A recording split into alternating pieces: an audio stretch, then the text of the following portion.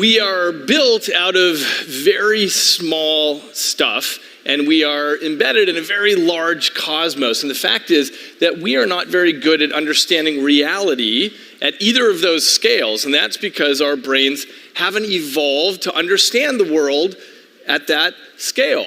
Instead, we're trapped on this very thin slice of perception right in the middle.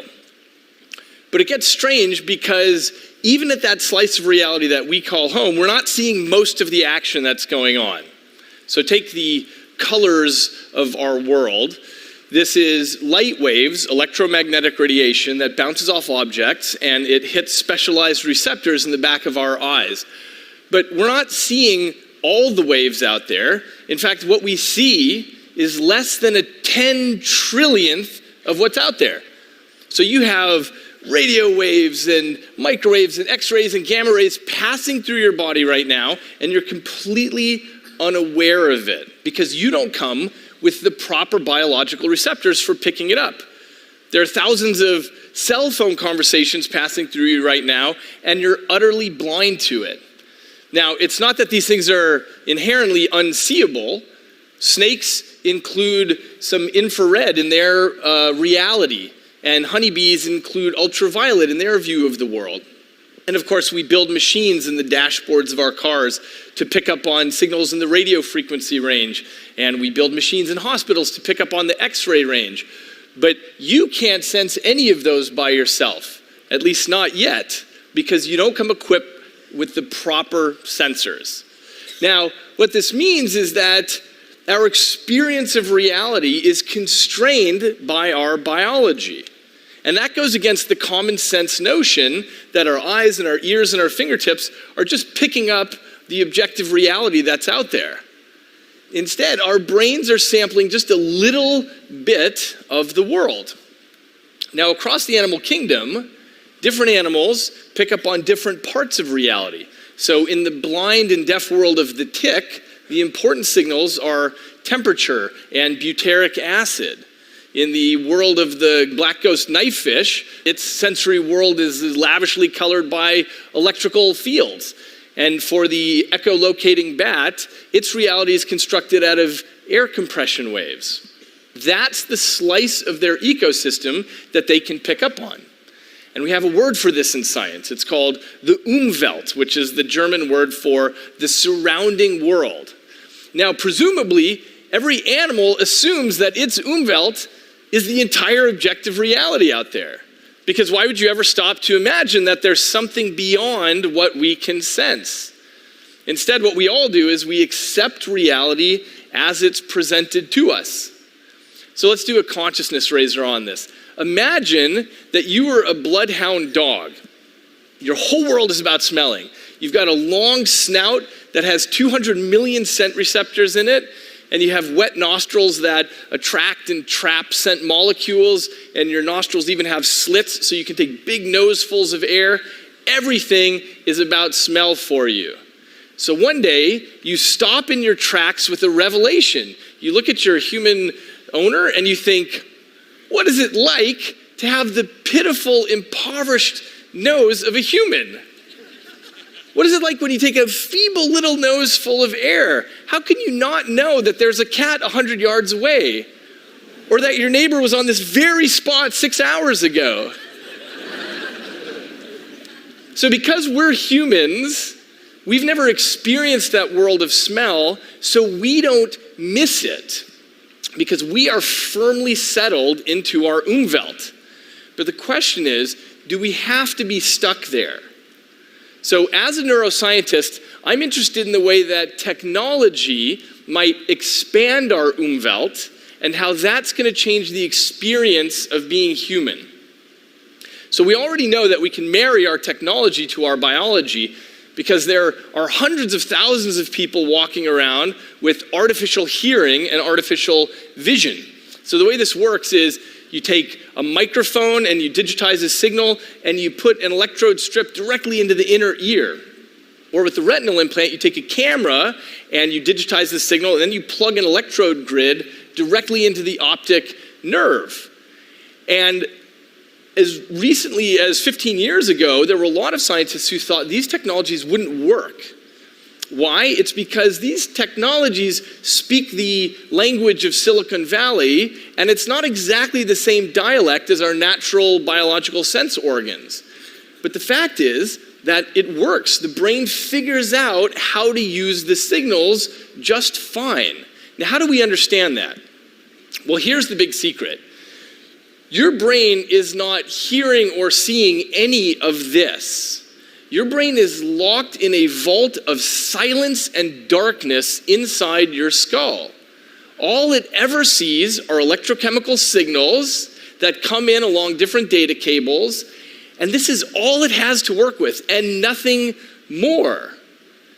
Now, amazingly, the brain is really good at taking in these signals and extracting patterns and assigning meaning, so that it takes this inner cosmos and puts together a story of this, your subjective world.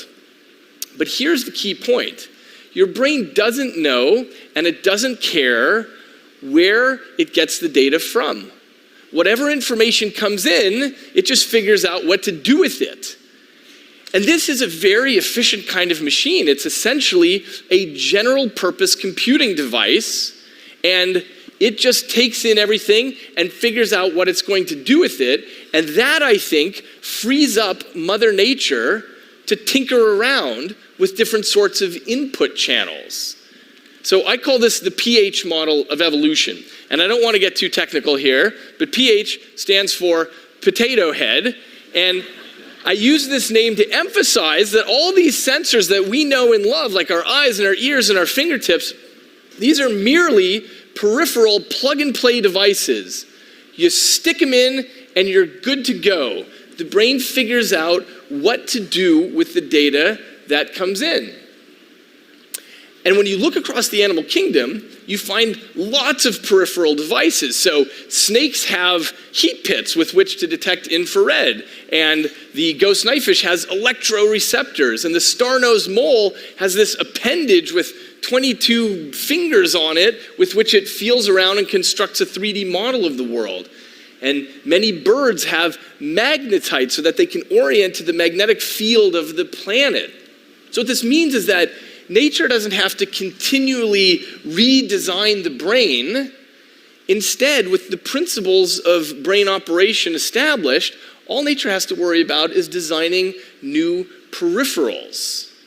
Okay, so what this means is this. The lesson that surfaces is that there's nothing really special or fundamental about the biology that we come to the table with. It's just what we have inherited from a complex road of evolution. But it's not what we have to stick with. And our best proof of principle of this comes from what's called sensory substitution. And that refers to feeding information into the brain via unusual sensory channels. And the brain just figures out what to do with it. Now, that might sound speculative, but the first paper demonstrating this was published in the journal Nature in 1969. So a scientist named Paul Bach-y-Rita put blind people in a modified dental chair, and he set up a video feed, and he'd put something in front of the camera, and then you would feel that poked into your back with a grid of solenoids. So if you wiggle a coffee cup in front of the camera, you're feeling that in your back. And amazingly, blind people got pretty good at being able to determine what was in front of the camera just by feeling it in the small of their back. Now, there have been many modern incarnations of this. The sonic glasses take a video feed right in front of you and turn that into a sonic landscape. So as things move around and get closer and farther, it sounds like a cacophony. But after several weeks, blind people start getting pretty good at understanding what's in front of them just based on what they're hearing. And it doesn't have to be through the ears. This system uses a electrotactile grid on the forehead. So whatever in front of the video feed, you're feeling it on your forehead. Why the forehead? Because you're not using it for much else. The most modern incarnation is called the brain port. And this is a little electrode grid that sits on your tongue. And the video feed gets turned into these little electrotactile signals. And blind people get so good at using this that they can throw a ball into a basket, or they can navigate complex obstacle courses. They can come to see through their tongue. Now that sounds completely insane, right? But remember, all vision ever is electrochemical signals coursing around in your brain. Your brain doesn't know where the signals come from, it just figures out what to do with them.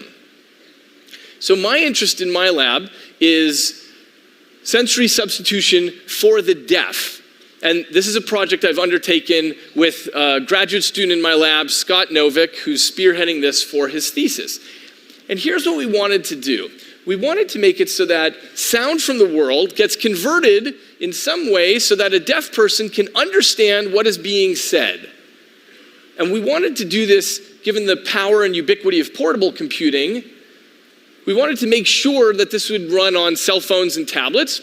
And also we wanted to make this a wearable, something that you could wear under your clothing. So here's the concept. So as I'm speaking, my sound is getting captured by the tablet, and then it's getting mapped onto a vest that's covered in vibratory motors, just like the motors in your cell phone. So as I'm speaking, the sound is getting translated to a pattern of vibration on the vest. Now, this is not just conceptual. This tablet is transmitting Bluetooth, and I'm wearing the vest right now. So as I'm speaking, the sound is getting translated into dynamic patterns of vibration. I'm feeling the sonic world around me. So we've been testing this with deaf people now, and it turns out that after just a little bit of time, people can start feeling, they can start understanding the language of the vest. So this is Jonathan. He's 37 years old. He has a master's degree. He was born profoundly deaf, which means that there's a part of his Umwelt that's unavailable to him. So we had Jonathan train with the vest for 4 days, 2 hours a day, and here he is on the 5th day. You. So Scott says a word, Jonathan feels it on the vest, and he writes it on the board. Where? Jonathan's able to translate this complicated pattern of vibrations into an understanding of what's being said. Touch.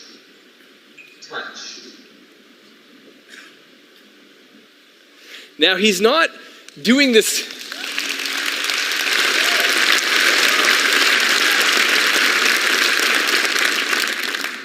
Jonathan's not doing this consciously because the patterns are too complicated, but his brain is starting to unlock the pattern that allows it to figure out what the data mean. And our expectation is that after wearing this for about 3 months, he will have a direct perceptual experience of hearing. In the same way that when a blind person passes a finger over Braille, the meaning comes directly off the page without any conscious intervention at all. Now, this technology has the potential to be a game changer because the only other solution for deafness is a cochlear implant, and that requires an invasive surgery. And this can be built for 40 times cheaper than a cochlear implant, which opens up this technology globally, even for the poorest countries. Now, we've been very encouraged by our results with sensory substitution, but what we've been thinking a lot about is sensory addition. How can we use a technology like this to add a completely new kind of sense, to expand the human Umwelt? For example, could we feed real-time data from the internet directly into somebody's brain, and can they develop a direct perceptual experience? So here's an experiment we're doing in the lab. A subject is feeling a real-time streaming feed from the net of data for 5 seconds. Then 2 buttons appear, and he has to make a choice. He doesn't know what's going on. He makes a choice, and he gets feedback after 1 second. Now, here's the thing. The subject has no idea what all the patterns mean, but we're seeing if he gets better at figuring out which button to press. He doesn't know that what we're feeding is real-time data from the stock market, and he's making buy and sell decisions. And the feedback is telling him whether he did the right thing or not. And what we're seeing is, can we expand the human Umwelt so that he comes to have, after several weeks, a direct perceptual experience of the economic movements of the planet. So we'll report on that later to see how well this goes. Here's another thing we're doing. During the talks this morning, we've been automatically scraping Twitter for the TED 2015 hashtag, and we've been doing an automated sentiment analysis, which means are people using positive words or negative words or neutral. And while this has been going on, I have been feeling this. And so I'm plugged in to the aggregate emotion of thousands of people in real time. And that's a new kind of human experience, because now I can know how everyone's doing and how much you're loving this.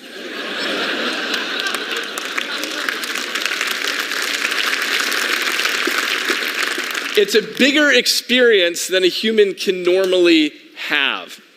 We're also expanding the Umwelt of pilots. So in this case, the vest is streaming 9 different measures from this quadcopter. So pitch and yaw and roll and orientation and heading. And that improves this pilot's ability to fly it. It's essentially like he's extending his skin up there, far away. And that's just the beginning. What we're envisioning is taking a modern cockpit full of gauges, and instead of trying to read the whole thing, you feel it. We live in a world of information now, and there's a difference between accessing big data and experiencing it. So I think there's really no end to the possibilities on the horizon for human expansion. Just imagine an astronaut being able to feel the overall health of the International Space Station. Or for that matter, having you feel the invisible states of your own health, like your blood sugar and the state of your microbiome, or having 360-degree vision, or seeing in infrared or ultraviolet. So the key is this: as we move into the future, we're going to increasingly be able to choose our own peripheral devices. We no longer have to wait for Mother Nature's sensory gifts on her timescales. But instead, like any good parent, she's given us the tools that we need to go out and define our own trajectory. So the question now is, how do you want to go out and experience your universe? Thank you.